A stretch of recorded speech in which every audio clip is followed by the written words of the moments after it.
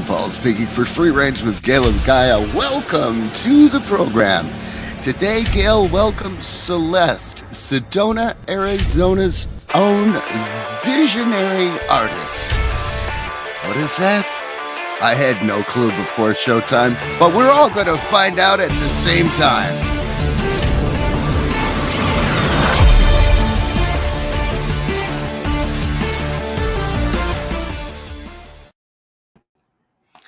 Good morning, good afternoon, good evening, whatever time it is, wherever you are. This is Gail of Gaia, and this is Free Range, where we graze on wild ideas and we speak to wonderful guests. And I have a really wonderful guest for you today. She's awesome. She's internationally known visionary artist, teacher, and a published writer.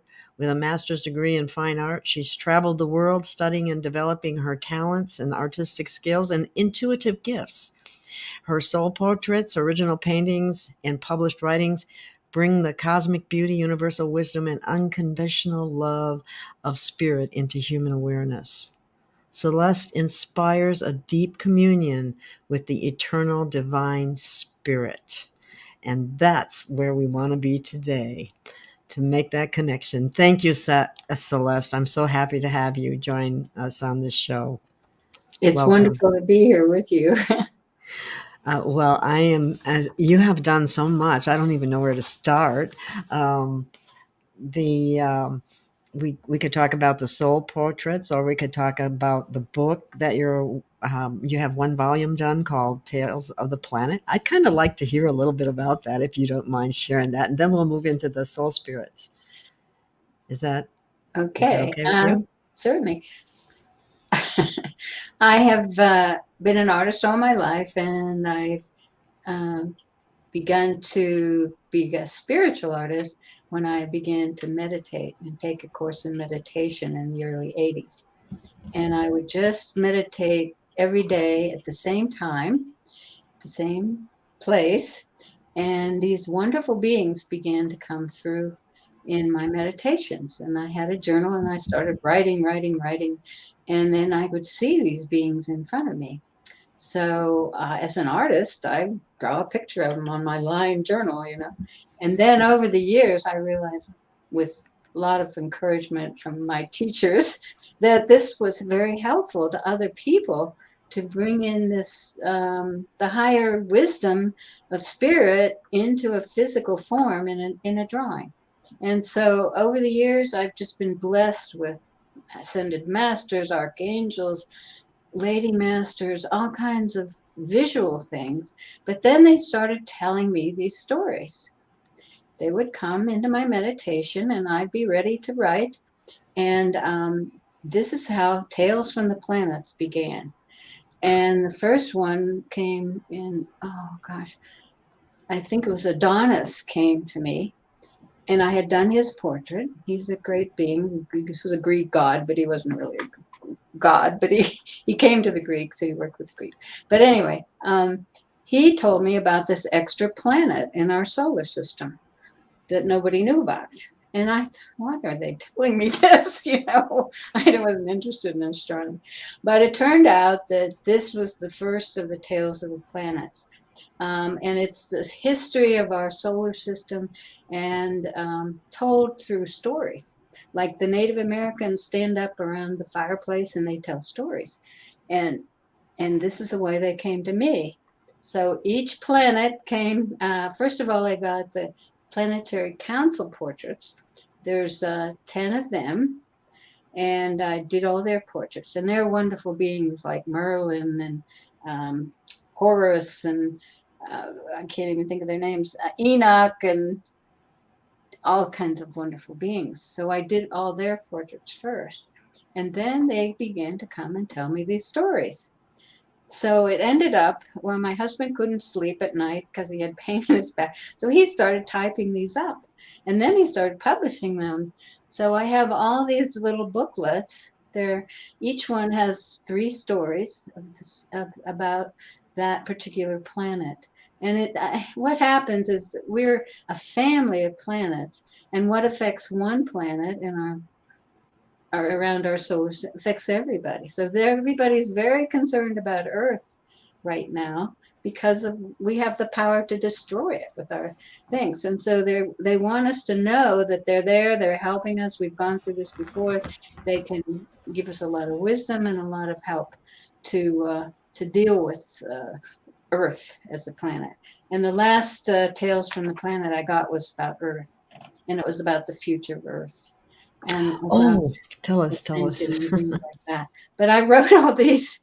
I mean, they came through, and we published them, and I wrote them all out and everything. And I used to travel all over the country and give lectures on them, and but with COVID, I haven't done that at all. I've been staying at home, so I've kind of gotten out of the groove of channeling these wonderful stories. I've got a lot more in me, let me tell you. But I did publish this one novel, I call it, called Into the Maelstrom. And maelstrom is a Danish or a Norwegian word meaning where two conflicting currents go down. There it is. Yeah. Go down down. They draw everything down in it. And this is what the story is about. This first book is about 3 days of 6 characters really drawn into this maelstrom. It was a nuclear war between the males and the females on a planet called Maldek. I don't know if you've ever heard of Maldek. Yes, I have. But Maldek then was really destroyed in this, and it became Earth. So Earth is an old Maldek. And all these stories are in my Tales from the Planet. But Mars was pushed further away from the sun and became cold on the surface. And Venus was pushed closer in orbit, closer to the sun. And so they had to ascend into the higher frequencies to live there. So it affected the whole solar system. And this is what my Tales of the Planets are about. They're about the past, but about the people that live in there. And there's great, there's sex in the first chapter, and there's romance and love in my wow. my little volume here. And of course, I have a lot more volumes to write, but that'll have to wait, I think. But it's so exciting because it just comes through, and I write it down, and I paint these pictures, and they're real to me. And people say, "Did that really happen?" And I don't know. It's real to me. I saw it, and I painted it. I don't have dark energy come or evil stories or anything. They're all wonderful, loving beings that want to help and want us to be more aware that we're all in this together. And we should be calling on that wisdom and that experience. Yeah, there's the layout of the planets at the time, where there's Maldek in the middle, and then there's this other big planet that called Nibiru that caused a lot of the problems. So there's Venus and the two satellites for Maldek were Hades and Eden, and those words have come down to earth in stories too. But it's really a big exciting process that I had, mostly in the early 2000s in there when I was doing. Oh, that's when you started doing this? I think I published it in 2011. Yeah, I did. And of course, it just says in the last chapter, oh, well, more to come. Yeah. Okay. Yeah, that's pretty interesting. So basically, you get downloads and then you just write. Yeah, I do. And then you get visions too. I've always been a writer as well as a painter, artist, but I just really am very careful about my writing, and it takes me every hours and hours to get it right. And then I like it when it's done. Okay. So you're a perfectionist. Drive my husband crazy because he'd have it all typed up and ready to publish. No, you got to change this and that's wrong. So we got 10 of those little booklets published. And then this is the first of the novel that kind of puts them all together. Fascinating. That's exciting. And that's just one of the projects because I've been doing the soul portraits now for almost 40 years. And That's I, fascinating. that has So, continued through the COVID.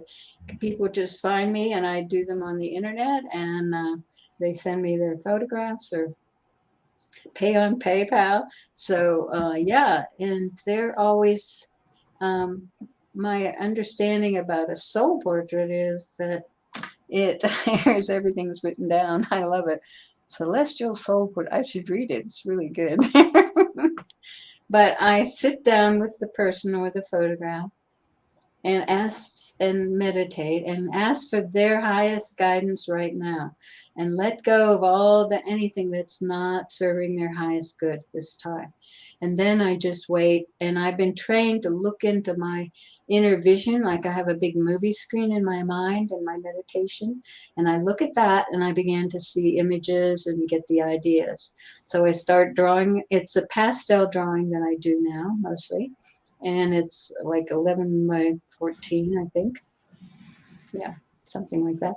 And I just pick up the pastels and draw. And these wonderful images come through. And I give a reading to an interpretation of what all the symbols mean for you, that person. And, they can ask questions and that sort of thing. But I get a lot of, when will I meet my soulmate? of And course.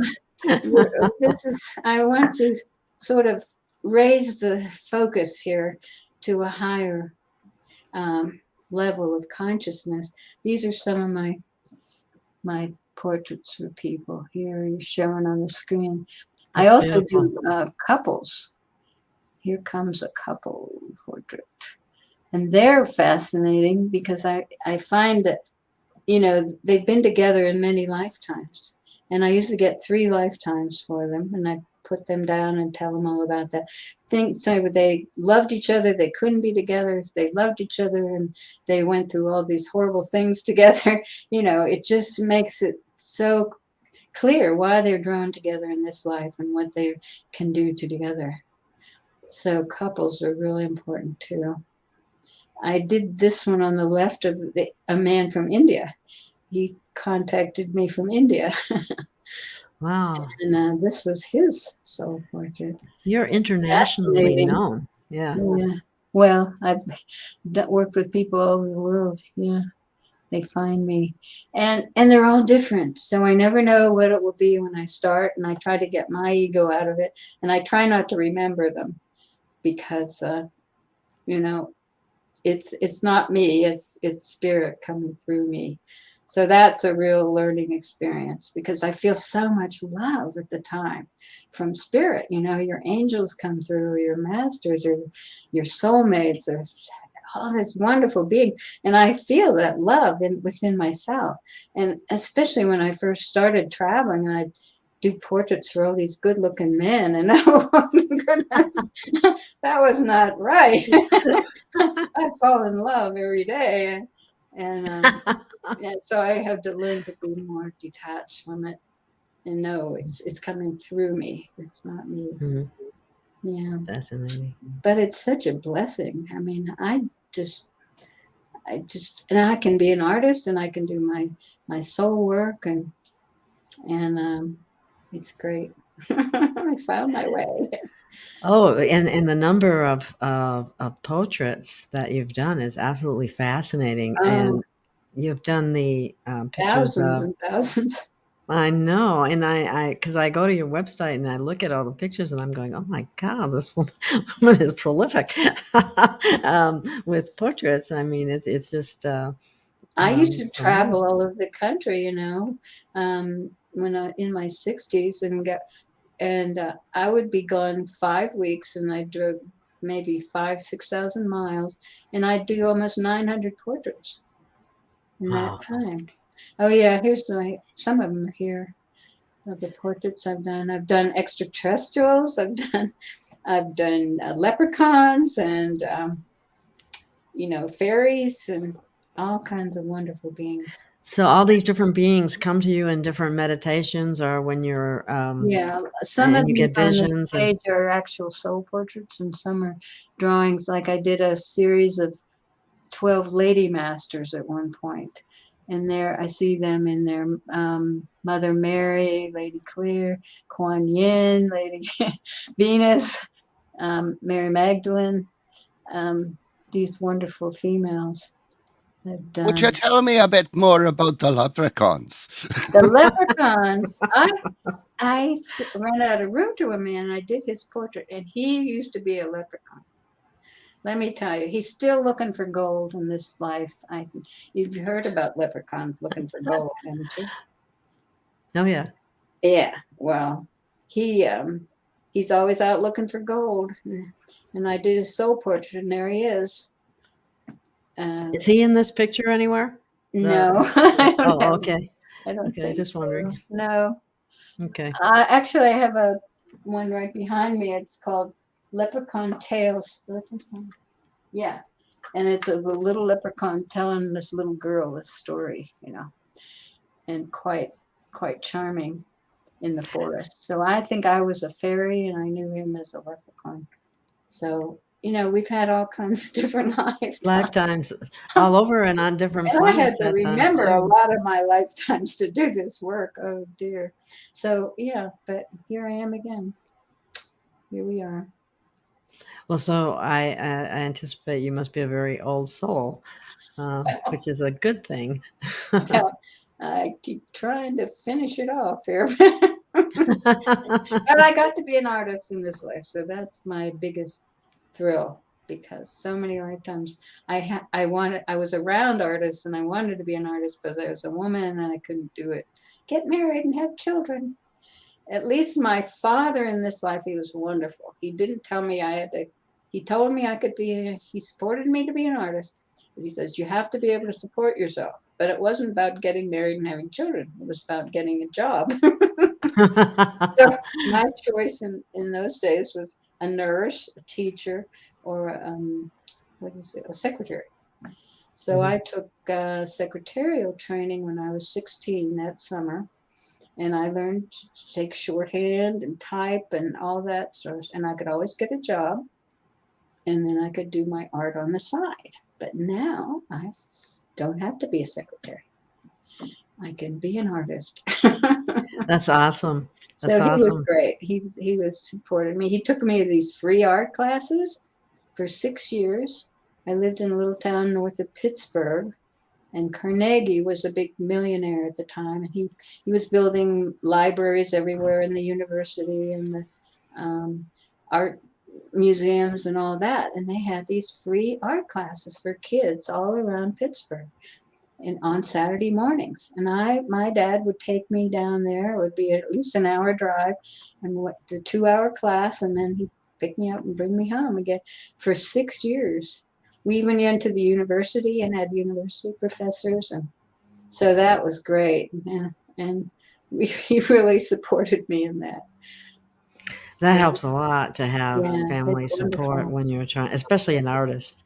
Yeah, Because everybody will say, well, you don't want to be an artist because you can't support yourself. And it's hard for artists yeah. in a variety of capacities, whether it's writing, whether it's acting, whether it's painting or Yeah. whatever. It's never been a very highly supported No, career. especially for a woman. Yeah. Exactly. But I hung around all these wonderful artists, and now they're my guides in spirit. Hmm. Leonardo da Vinci, I love to talk about him. I had a lifetime with him. I Really? dressed Tell as us a about it. boy. I dressed as a boy, and I hung out his studio, and he tried to get rid of me, because I was an illegitimate child of the Duke of Milan. The Duke of Milan. He had lots of children and lots of going on, but yeah. So my father decided to marry me off, and he put me in this. I ran away, and Leonardo protected me and hid me, and but my dad sent soldiers and put me in this tower, and I wasn't going to do this, I wasn't going to get married. And I tied the bedclothes together, and I tried to climb out the window, and I fell and I broke my back. So Ooh. that wasn't a very good lifetime. I couldn't get married. I couldn't be an artist. It was not good. So, and of course, I married Wow. him in this life, my father. Oh my So goodness. it goes Wow. round and round. It's great to know your past lives, isn't it? It is, yes. And many of us don't. Many of Oh, us well, don't. yeah. But I had a teacher that said, "Not when I first opened up to all this, and one after another was coming through." And she said, "Don't get all obsessed with your past lives, though." So that was good advice. who told you that? My teacher at the meditation, Oh, okay. she was Okay. very helpful. And That's she interesting because really acknowledged my ability to visualize and bring stuff into the form and words and pictures. So she encouraged me too. So I've had these wonderful people along the way, and that going. is wonderful because, that's one of the things that has been discouraged in the school system. I mean, art classes you're lucky if they even are offered. Right. Um, I know. so that your imagination, which is extremely important in creating your reality, Yeah. is discouraged, Well, that and and art and music programs are usually the first ones yes, that are scaled back or Oh, cut down. true. exactly, and the little kid that stares out the window and is daydreaming is scolded and punished, when in fact they're using their imagination right at that time. and Yeah. Well, so in it's school, unfortunate. I was always told, "Well, get to work. What are you thinking about?" Because I was floating around the space all the time. Anything. Always in a different world or in a I different place know. And I rather than always the used to, classroom. "Hey, Yeah, I hey, get can, to I work. can What are you relate. doing? What are you thinking about?" But I tried to be the girl next door. I really did. I wanted everybody to love me.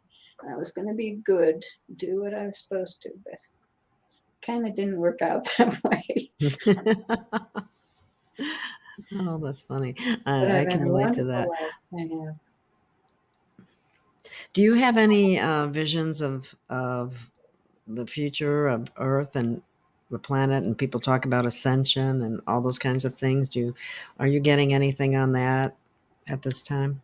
I used to get a lot of visions of the future, and my guidance would say, "This is a possibility.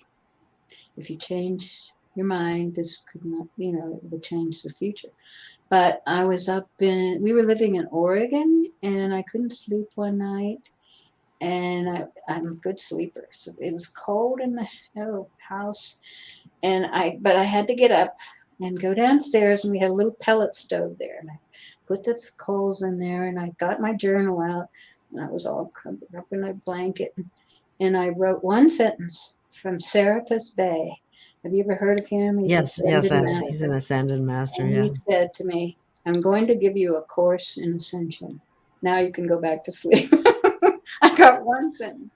And that's when I started channeling this course, which my husband and I taught for years all over the place. We went to New Zealand. Anyway, it was a 4-week course of working on yourself with meditation, first focusing on the physical, the emotional, the mental, the spiritual, and how to connect with your guides and the masters and that sort of thing. So that was all about personal ascension, which is so essential. It was called Ascension Guidelines. And that was in the late 80s, I guess. Yeah, 80, 89 or so. I got that whole thing download from Serapis Bay. That's fascinating. Yeah, And it's not that's what about, people need today in order to go within, is the yeah, meditation and that type of guidance. Because I run into people a lot of times who say, well, I can't meditate. yeah, Of course, if you say you can't, then you can't. yeah, But a lot of times I think people just need some kind of guidance, some kind of tools to work with, something to make them feel that they can do it. I mean, we've been made to think we can't do a lot of things, but we're actually very, very, very capable beings. Would you agree with that? Oh, yes. I think that there's many ways to get out of your thinking mind and into your heart or your spirit. Just like yoga or, some kinds I of love that. yoga. I Just haven't done it for a while, but I love deep it. breathing. There's so many ways to calm yourself down and begin to feel that you're attached to more than your body. We aren't our bodies. We're so much more. We're all in this together, and we're all part of spirit. And we just got to feel that love, to feel that. Oh, it's that'll make you a meditator. But you don't have to be a channel, and you don't have to see all these colors. And I always was embarrassed to tell people what I saw, because how come she gets all this stuff and I don't get anything? They're probably sleeping and snoring over there. But anyway, I took a lot of meditation classes, and I just go off into space, and that's just me. That's my individual purpose here on this planet. And we all have gifts, and we all have ways to help and serve. So that's what I feel the soul portraits really help a lot. They help you realize, okay, I'm not just a dumb person that's going to die one day. You're in this with the rest of us, and we all need everybody to love and to reach for that light and wisdom within us already. So I've gotten So very the techniques that you suggest to people, maybe we could talk about that just a little bit, because it'll help people, and that's the purpose of this. okay. So you talk about breathing. So Yeah, how do you instruct people that way? Um, yeah, just taking deep breaths yeah. That through the makes a big nose. difference. And just visualize yourself aligned with the higher spirit, with light. I think of it as light. And move it around your auric field and connect with the earth and bring it back up. Um, I have a weekly meditation at my house. It's a healing group, and we've had so many miracles. And it's more powerful when people get together and focus on the same positive thoughts. And so that's just one way.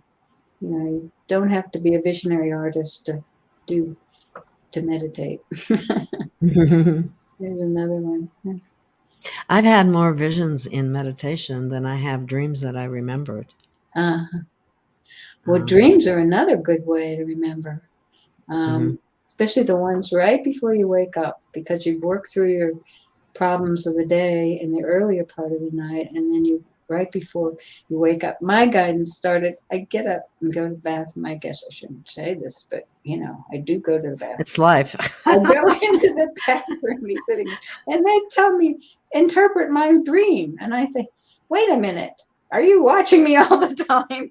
That really upset me. Don't I have any privacy? You It's a dirty job, but somebody's got to do it. Well, it was very strange, because I didn't have any training in this. It was just happening to me.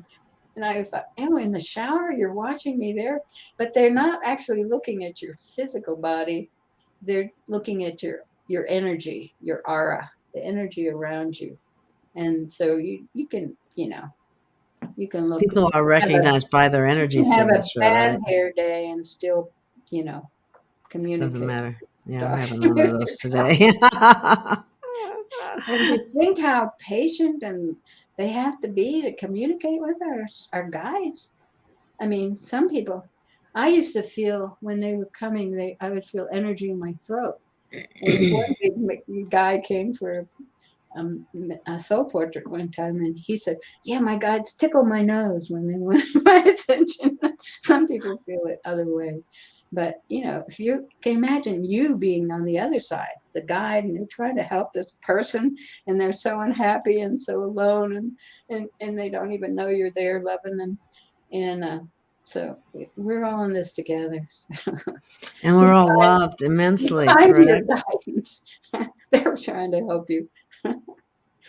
Oh dear. That's beautiful. People need to know that they're loved and they have guides. And there are, um, Yeah. We're all one, and where we go one, we go all. They keep saying that, but And that's what my soul portraits are all about. To have something to look at to remind you, okay, I'm okay. I've got this connection with spirit.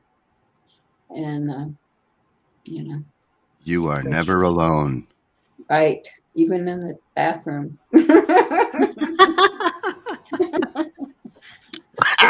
I almost sprayed coffee all over my keyboard. Oh no, don't do that. Oh no. Yeah. Yes, it was a lot for me to learn about all this information that was coming through, and these characters, and oh boy. But yeah, it's been a great blessing, giving me a yes, wonderful it's life. awesome. Yeah. You know what I was thinking too, and if this would be a great, I mean, it's that time of year. It would be a great Christmas gift for someone too. A soul portrait. Fascinating. I did them for my 4 grandsons for their first birthday, all 4 of them. And Oh wow. that was really for their parents to realize that they were a soul, that they'd come with choice to be with them.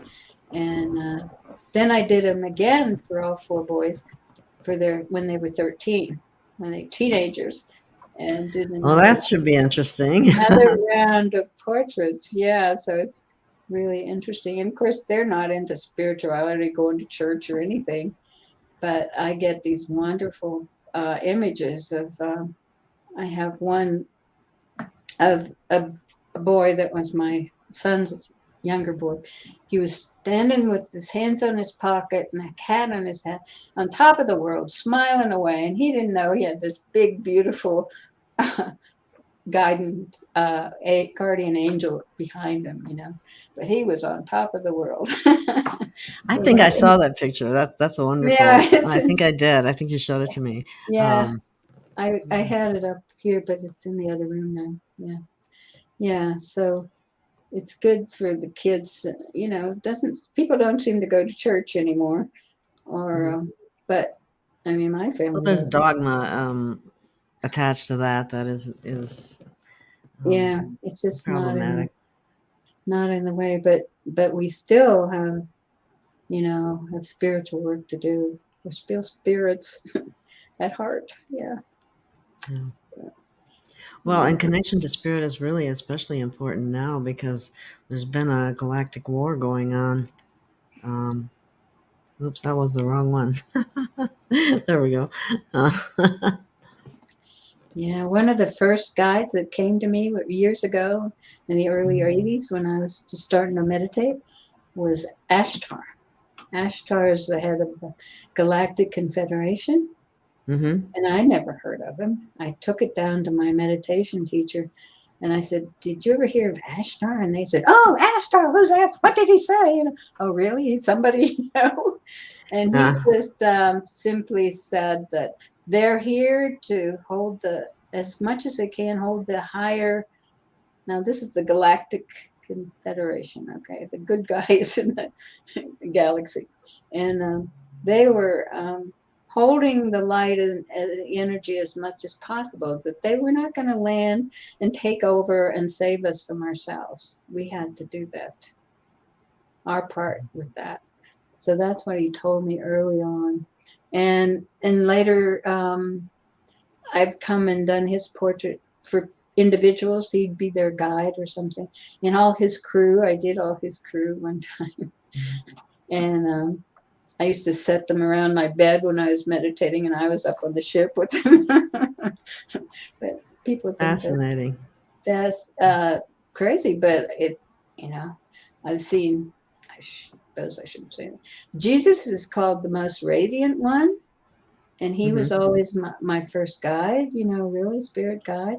And he would be up on the ships, and he was just so glorious and so powerful. But he was working with the Galactic Confederation too. We all need help here, so we don't destroy our planet. If I could ask one question, I mean, There are so Okay. many people have so many different on Ashtar. Right? Yes, Some I was people thinking say the same good thing. guy. Some people say he's a bad guy. Yeah. Could Right. you encapsulate the whole impression that you got from Ashtar as far as all the communications you've had with him? What's Well, your take on that? he's a very great being, and he has a lot of responsibility, and he has. Um, it's really, I think, of just this a sector of the galaxy that he's in charge of, not the whole, not the whole one, but I've been up on the ships and been with his. I've done portraits of all his, his crew. He has they're wonderful beings. He has this big guy that I don't know if they're on the website or not, but this great big guy. He's real big and strong, and he runs the ship. The actual physical ship. And then there's the negotiator. He goes to the meetings that the galactic has, and then there's a spiritual member there too. She helps him keep aligned with light. So my experience with Ashtar has been wonderful, and he has the most incredibly powerful blue eyes. I used to keep his portrait in my kitchen, but I couldn't cook to Ashtar. He was too commanding. You have to say, yes, sir. So I I've heard that. I don't know if it's true or not, but I've heard that probably one of the reasons there may be some of this controversy over whether he's a good guy or a bad guy. mm, Someone that I spoke to in one of my encounters said that there was a holographic imitation of him, which wasn't the good guy, uh, but and just and he had a lot of crew members. You shouldn't just discount everyone because of something that's probably been um, it's all a distorted. form of false light, you know. Yeah. And That's unfortunate. And people ask me, do you ever see dark beings and everything? And I really can't, because I always start with the light in my meditation. And, anybody I've felt sometimes this dark energy would try to get in, but they'd be gone. And then only wonderful, loving beings came. And Ashtar is certainly one of them. He's powerful, very powerful. And you want him on your side. But, what about El Morey? Do you know him? oh, yes, Moria was one of the first ones that came in I had this vision of being lifted up in meditation. And I saw these gorgeous light beings. They were so powerful. Just like being bliss in heaven. And there were 12 of them, and they were blessing the earth. They were in a circle, blessing the earth. And as I was coming back into my body, they said, it's time for you to do our portraits. And I said, who are you? I really panicked at that. But I was doing oil paintings in those days. And so I started with the first one, which was Sanchas. And he was my guide from the Shambhala in the Himalayas. That's another story. They all have their story. And then it's like a clock. There's one master at each number. And El Moria was the second one at number 2 came through. And I had never heard of El Moria. And he said, well, I've seen him in meditation. I'll tell you later. We had lifetimes together. Okay. That's all I got. I put El Moria, and then I went on around the circle. And my daughter came in, and when I was working on it, she said, how come there's only 3 women? And I didn't even know there were lady masters, I was happy there were 3. It was Isis and Mother Mary, and that's where I first met Celeste. That's where I Mary took my name. Magdalene? Yeah, Was she that's one? where I took my name from. I changed my name to Celeste. Hmm. But anyway, El Moria, yeah, we had a lifetime and that's I don't know if it's in one of my stories or not. But I was his sister. And of course, I was married off. I wasn't married. I was sent as a concubine to the Middle East. He was a very great being in India. And he brought together all the different religious leaders, and he tried to get them to create a universal religion. And all they did was fight over Amongst each other. Oh, that sounds like all typical. religion. He tried to bring forth a universal. He was a very great master there.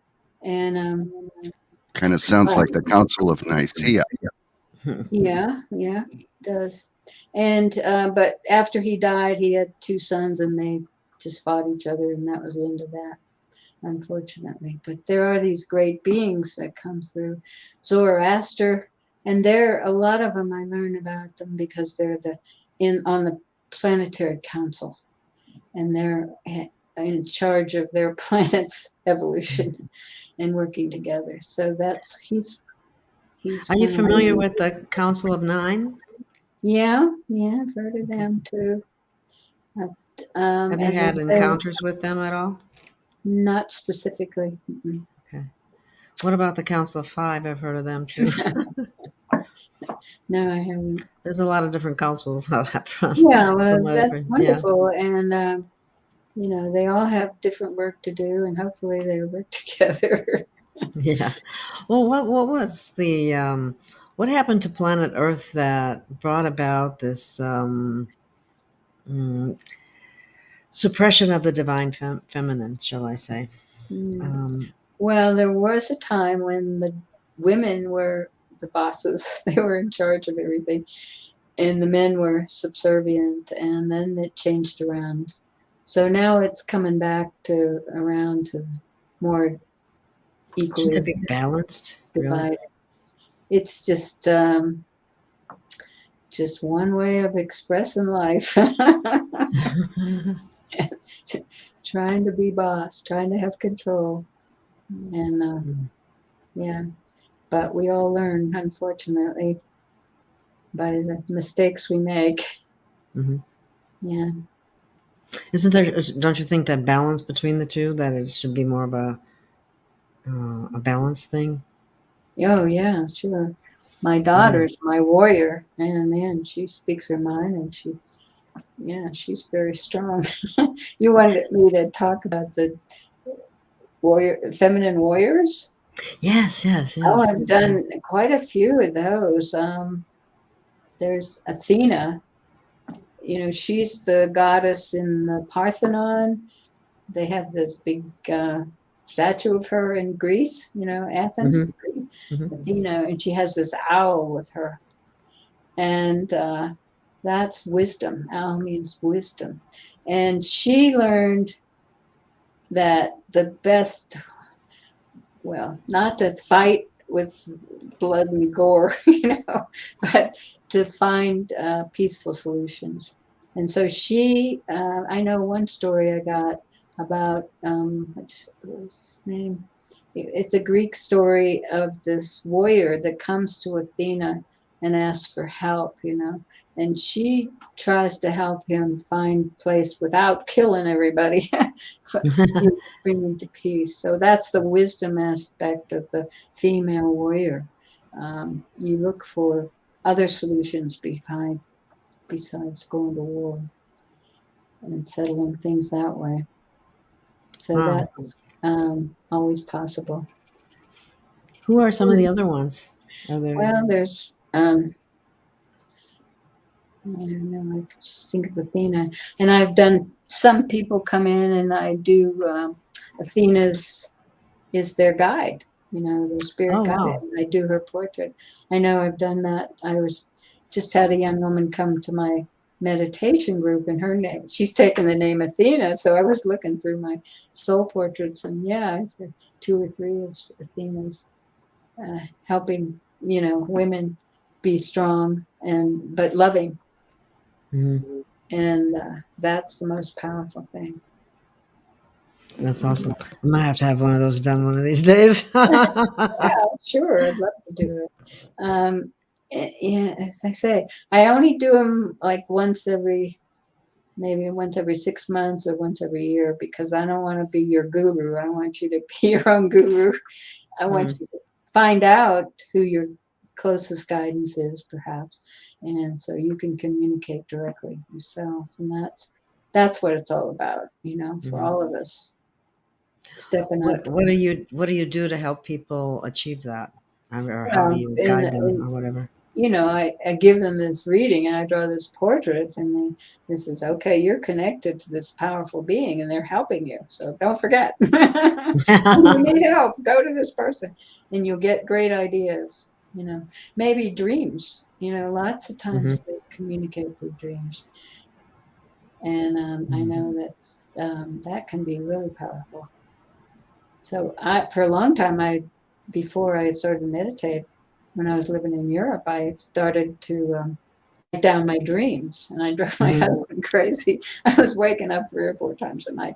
What are you doing there? I'm just going to sleep, And I would write. I was dreaming constantly, but then I'd read these books on dream interpretations and everything, and I found out that the ones right before you wake up are the most helpful in your life. If you can get the imagery of it, it's all symbolism and emotions and things like that. So that can help people a lot.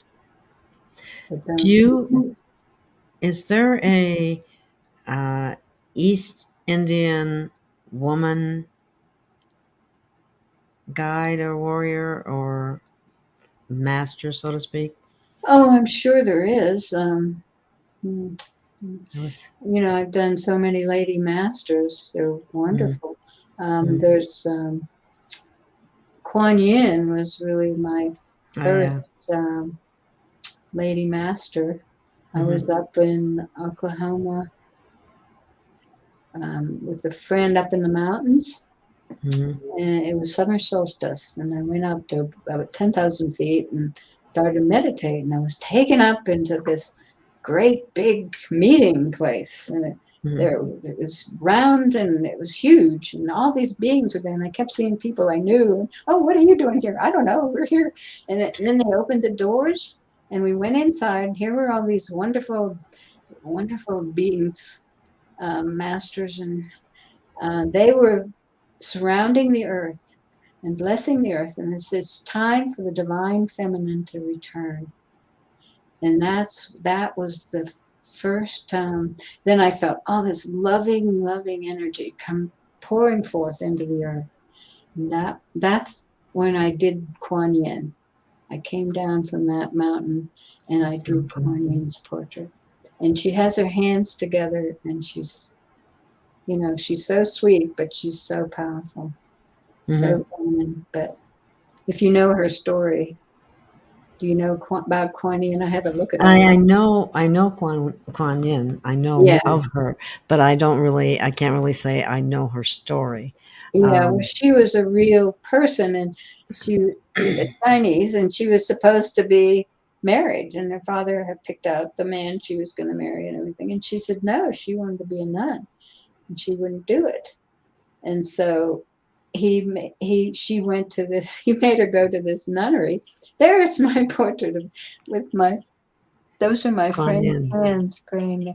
And somebody said, "Oh, she has pink hair." No, she has so much flowers in her hair. It's all this love I felt from her. Yeah, that's my first one, Kuan Yin. And then I did a lot of other lady masters. But they made her scrub the floors and do all this work, and she was a high aristocrat, really, used in her family. And she didn't care. She just kept on. She wouldn't go and get married. She was the original Cinderella. Well, maybe, but different thing where she wanted to live a spiritual life. Did good work there. Do you have any other pictures here? You have some more about the different masters. No, I would like to point out something that I think is important, and that is that the ascended masters or different guides are here to help people, but they're not meant to be worshipped or anything of that nature. Would you agree with that? Oh, yes, definitely. They have become a master. In other words, they've finished all their karma here on earth by living good lives, okay, in all their suffering and everything. And they all have these stories, but they are working in the higher dimensions, and a lot of them go off and work somewhere else in the universe. But the ones we know of and I communicate with are the ones that have stayed to help Earth. And yeah, they're not God, they're not this creative source, but there's so many different dimensions and levels and ways to serve, or not, or destroy, So, yeah, they're just, I they're just wanted to wonderful. point that out because some people, I think Right. they're not to be worshipped. In fact, they would discourage you from even thinking about Right. that. So I have They're- Mother Mary here. She's the one. No, that's that's Oh, That's Lord. Horus. yeah. He's the one of the sun, from the story from the Tales from the Sun. Is interesting. That's an interesting story. As I say, Wow. can you find Mary? She's the one with the rose right there. I can't point it. I did that when I first was visiting Sedona. We went over to Airport Mesa. There was a little center over there with a rose garden. And I said to my husband, can I, because I felt her energy. Oh, I can't point to it. The one with there's Lady Athena. Oh, yeah. Yeah, okay, she's cool. powerful. The one with the rose on is that the one you were talking about? Yeah, if you can find it. Anyway, where is that? And I painted her with. She's got a rose on top of her head. She's kind of like 1, 2, 3, 4 rows up, third one over. It's just one over from Kuan Yin. 2 over. Four rows up from the bottom. Yeah, I've done her several times, and she's the head of the Order of the Rose. Up with your little note. Not that one. She's an interesting one. No one's ever bought her picture. She's like into, fasting and. It was right above her, Paul. Right above her. Yeah, right above her. There we go. go. Yeah, that's it. Yeah. Mother Mary. Yeah. I had done her portrait in with the masters that I was talking about, the 12 masters. And she had stars around her head. And I'm not Catholic. I didn't know she was called the Queen of Heaven. But when I was here and I was in the rose garden and did her portrait, it was this rose. I kept trying to put stars on her head. I couldn't. I had to put this rose up there. And I didn't know then that she represents the head of the divine feminine. There's divine masculine and the divine feminine. So the rose is a symbol of the feminine energy. And I know I've had lifetimes where if you give someone a rose, another woman, they know they could trust you and believe you and help you. So I've had a lifetime in Russia like that. So my mother's favorite flower. No wonder. Roses, yeah. Yeah. That's fascinating. Well, if she was the queen, then who was the king? The Queen of Heaven. It's in Revelations. Did you ever read the ancient Revelations? Not recently. Queen of Heaven. I forgot most of it. It's a story of there, and it was really strong. I had to put those stars around her head in that one. My guide stands behind me and said, "No, that's not right." Wow. Okay, I change it. You should put up the picture of Archangel Michael. Now that was a challenge. See if you can find that one, Paul. Archangel that came to me, and he was so powerful, and he filled up my whole house with his light, And I wanted to, and he said, "I'm Archangel Michael." I said, "Yes, sir." I was like, "Oh, okay." And I wanted to make him really powerful. So I went to the local mall at the bookstore, and I was looking at pictures of men, bodybuilders. And my daughter brings over this magazine of naked men. He said, "Here, Mom, is this what you want?" Honestly, that was a big help. But he is a naked archangel with a So green where snake. is Michael? Michael's Is Michael? not here. He's under the Masters, I think. Do you have any of those? I don't think so. Um. We don't have a separate thing in there. I don't think for the Masters. Oh, Send it. okay. I mean, the Archangel. archangels. You got Archangel parts. Archangel portraits. There you go. Archangels. Yeah. There. Is there one? Oh, I have that. There's There Michael. he is. There's Archangel Michael. And it's him really powerful in the light, transformation, the gold light. And it's the earth down below that he's put his sword on, and she's all curled up and dark. And I saw this green snake, and I thought, that goes around the earth, But my guidance kept saying, no, that's not right. That's not right. Only they don't say it like that. But anyway, so I ended up putting it around. He's standing on one. If you can make it any bigger, I guess you can't. But he's standing on one end of the green snake, and it's like the Kundalini coming around him and being transformed into the eagle above his head. And there's the animal in there. Yeah, there's an eagle up in there. Yeah. Oh, yeah, I see it. So it's Yeah. all about transformation. And his face is really peaceful. His hair's on fire. But I was really just learning to work with my guidance, and they were helping me. Tremendous power and glory. What did I say? Oh. To cast Lucifer's legions out, depicted wearing golden armor, sword, and standing over a fallen serpent. Interesting. Yeah, they all are archangels, but they have different functions, so they look differently. I have Raphael, Archangel Raphael. That he's the healing. There he is, and I sold that one right away. And I sell a lot of those of the healing angels, and he's pointing to the scroll, which I didn't understand. Yahweh, name of God. Yeah. So, and it has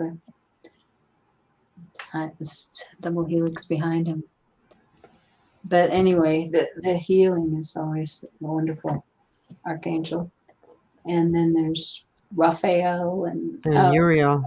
Uriel and Gabriel. Gabriel is a Oh, lot yeah. more than just the guy that brought the message to Mary about Jesus.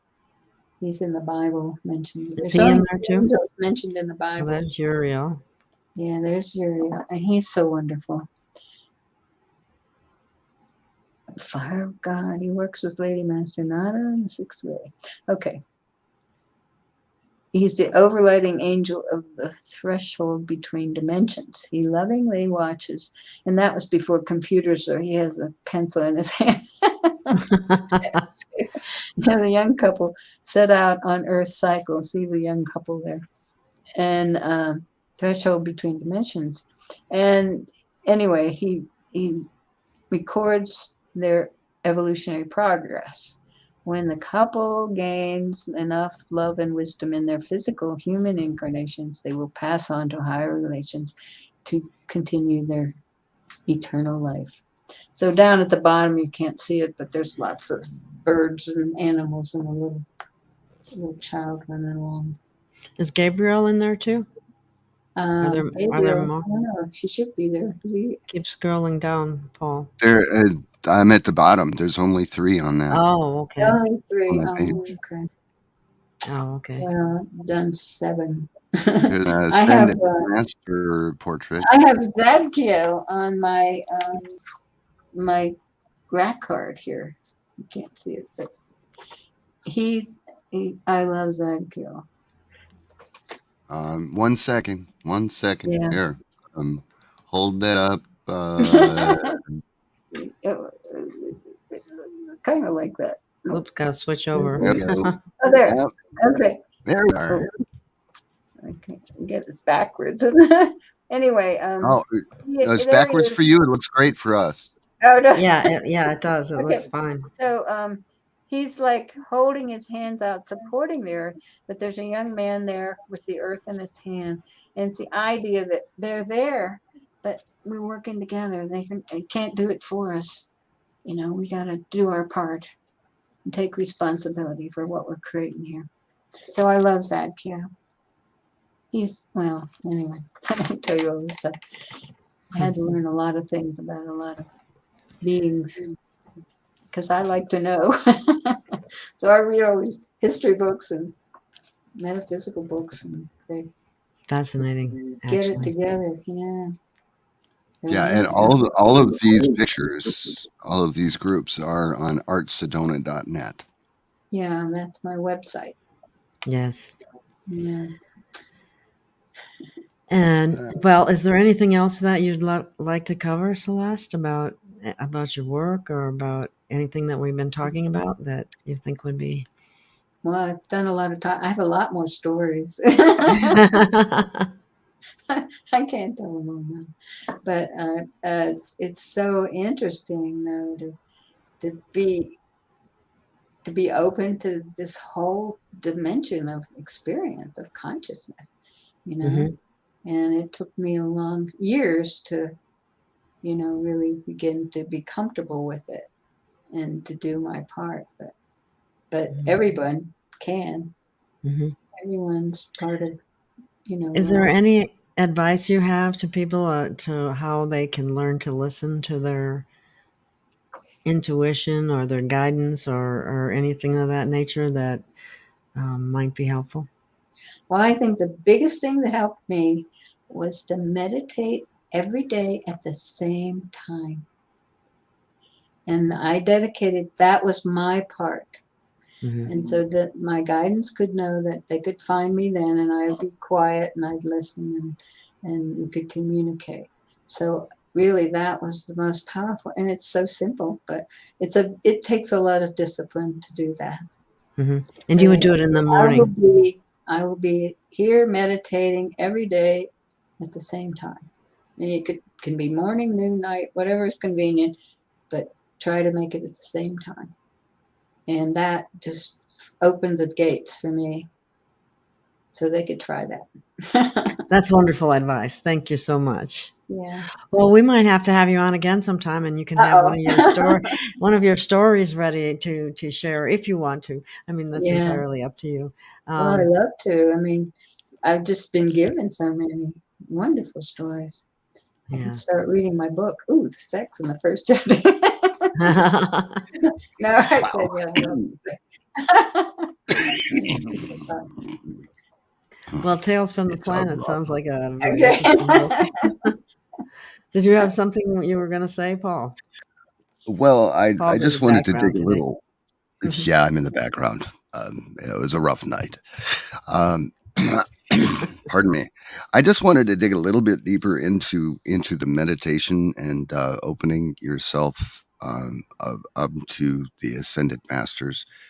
Make sure that you do a protection um, thing beforehand.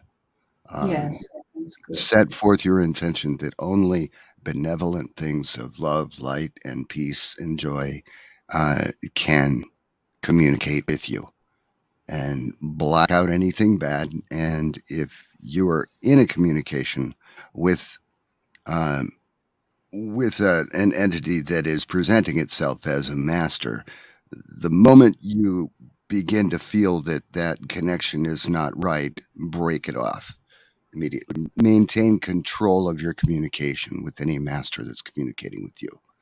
You know? Yes, thank you for saying that. That's so important. Because some of them, I mean, they can be tricky. Some of them, they come in just like that. They're your best friend. They're like Vinny from the old neighborhood. He'd never do nothing to screw you up. Oh my God, he's just breathing fire. That ain't Vinny. That ain't Vinny. So, Exactly. And you have to be that's part of the learning process, Always to start yes. with the light and keep yourself in the light and have nothing to do with the darkness.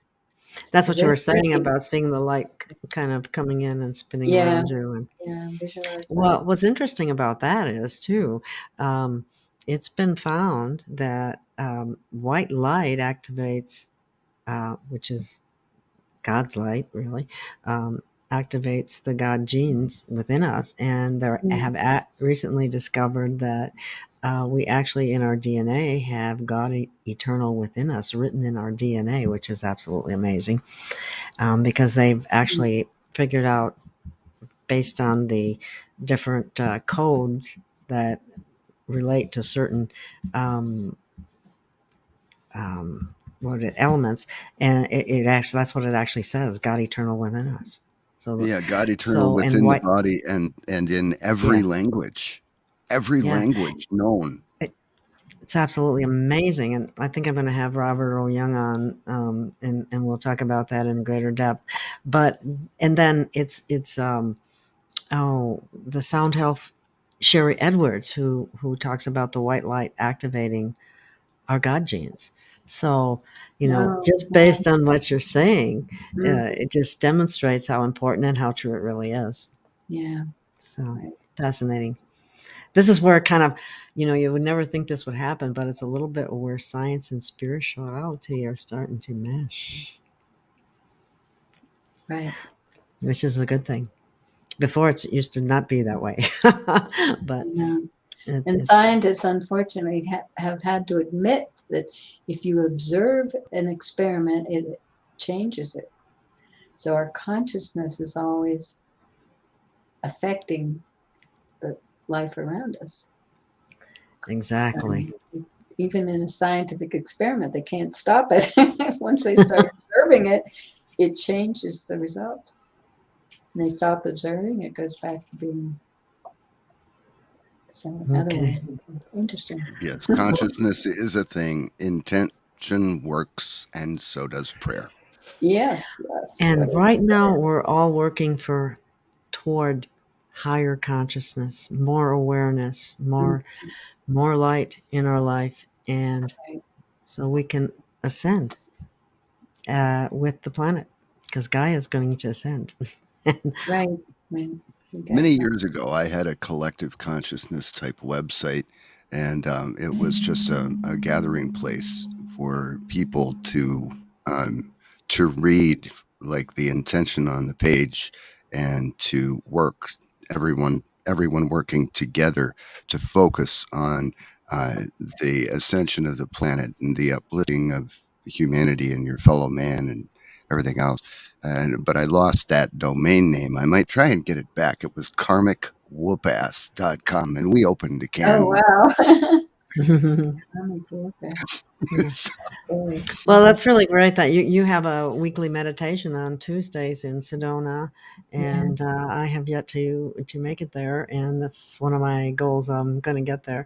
A lot of times I have shows and I can't necessarily make it. Like this last Tuesday, I had 2 shows in one day, and I would also like to mention that there again, like the meditation, I've had same time, same place, getting together to meditate and bring in higher healing. That makes so much sense. And so it's easy. I have my archangel paintings all around in my master's room. I've been in her house. It's beautiful. There's paintings all over the place, and they're awesome. And that helps the higher energies come and work with us too. So found that one thing we're going to have to talk about probably is set up a simple, either through a telephone or a Wi-Fi tablet or something like that, just setting something off in the corner and actually streaming one of those intention sessions live.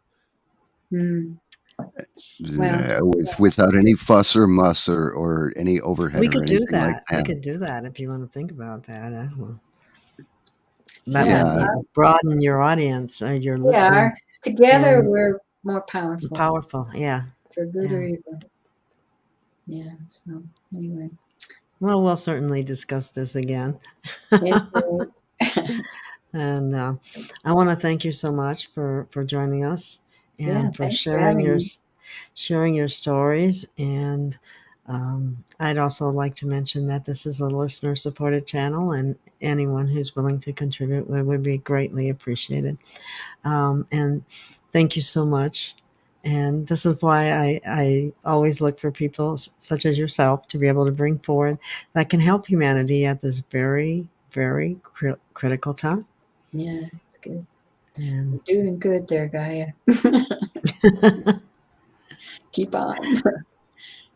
okay. Goodbye. Thank you so much. Thank you so much. Thank you, listening audience. Thank you, Celeste. We will talk to you again and see what we can come up with. So Okay. thank you. Bye-bye. Thank you. Bye-bye. Bye. We'll stand. We'll stand. We will stand. Standing tall and still.